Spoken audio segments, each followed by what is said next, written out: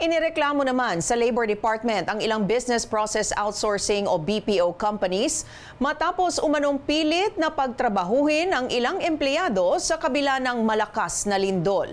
Makakausap natin via Zoom ang tagapagsalita ng BIEN o BPO Industry Employees Network Cebu na si Kyle Enero. Kyle, welcome to the program. Can you give us a clearer picture kung ilang workers ang sakop o nag-file ng complaints through BIEN Cebu since the earthquake? So we've received more than 100 complaints from various employees from different companies across Cebu City. And not just Cebu City but including Mandaue and Lapu-Lapu cities. So the situation on the ground after the earthquake that happened on September 30 was that merong mga BPO companies na pilit na pinapapasok yung mga agents nila back to their offices.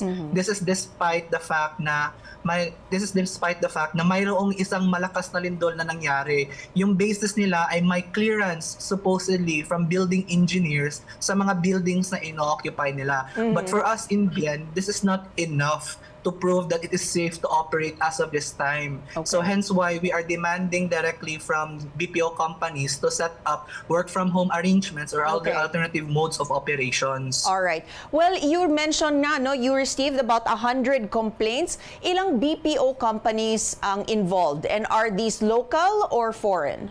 Yung isa-cite namin publicly ngayon ay at least 10 BPO companies in across Cebu City, Mandaue, and Lapu-Lapu. These are mostly local BPO companies that we have received so far. Okay, so nag-file na nga kayo ng complaint sa DOLE, no? So what specific remedies or penalties are you asking DOLE to impose on these companies beyond just investigations? We want them to be penalized under the OSH law. Yun po. Kung ano pa yung mga specific provisions na applicable sa labor code. Kasi yung crucial yung may investigation yung DOLE to ascertain what really happened during the earthquake or after the earthquake happened. So, yun yung hinahabol namin ngayon na makausap directly yung regional director ng DOLE Region 7 para ma-report sa kanya yung compilation of reports namin na galing mismo sa mga empleyado. So yung pinakamalala na situation na natanggap namin ay una, yung pagpapatuloy ng pagtitake ng calls ng mga agents mismo samantalang lumilindol. Pangalawa, yung patuloy or pagbablock ng exits ng office nila para hindi makalabas yung mga empleyado nila after the earthquake. So ibig sabihin, they were forced to work through the earthquake. While the earthquake was going on, they were forced to take calls, and then separate din tong binlock yung exits nila. Yes po. Wow, okay. So, napansin na rin ito ni Cebu City Vice Mayor Tommy Osmeña. Nakita niya yung nag-viral na screenshot ng message na pinapabalik sa trabaho yung empleyado, and he's asking for details kasi he would like to help. So do you plan to reach out to him, or have you reached out to him? We have reached out to him and we are scheduling a meeting with him to report directly or to discuss with him directly the reports that we have gathered so far. So, may mga kumpanya bang maayos na sumagot sa concerns ng mga manggagawa, or is this sort of uncaring response across the board?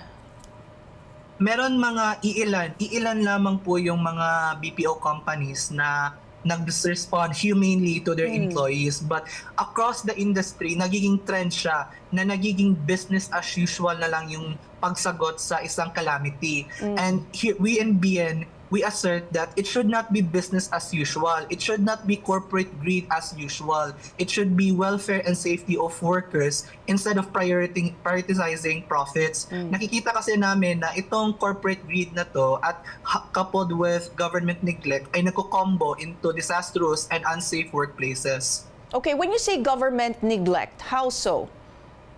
Kasi during the earthquake and even afterwards, yung naging response lang, for example, ng DOLE Region 7 ay to remind BPO or remind private companies about labor advisories pertaining to guaranteeing the right of employees to refuse unsafe work. Para sa amin, hindi siya enough.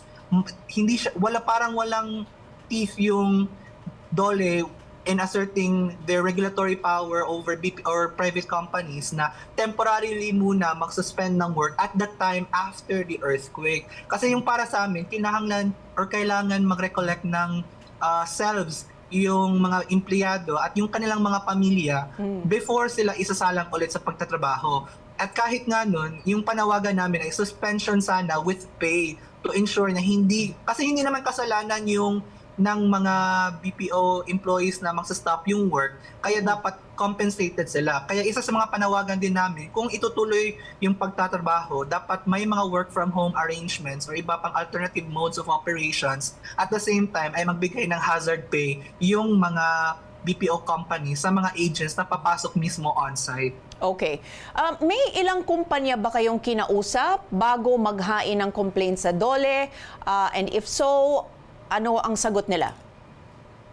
The employees themselves have talked directly to their management, and most of the time their concerns were downplayed, stating that there are clearances from the building engineers or that we should be immortals, acting like immortals, or this is just business as usual. Kaya we decided to complain directly to DOLE because we've seen enough that the management across the industry are just acting as if it's normal, that this is just normal and part of the struggle of being a BPO employee when it's supposed to be not the case. Okay, well, looking beyond this crisis, what changes in the BPO industry are you pushing for to protect the welfare of workers in future disasters?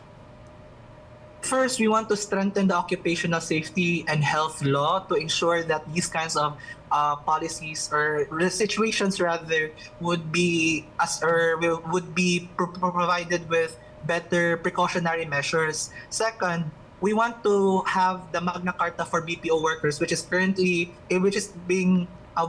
in BN are currently preparing to file in Congress in the coming days to ensure safety nets for BPO employees, because the lack of a legislation that protects BPO workers is manifested through the situation wherein yung nangyayari, lumilitaw lang yung mga tao kung ano yung gagawin at walang idea kung ano yung pwedeng gawin nila. Kasi dahil walang batas in the first place that protects them during these times of crisis. So yun yung isa sa mga policies na gusto namin na ipasa sa Congress. Alright, daghang salamat, BN Cebu spokesperson Kyle Enero.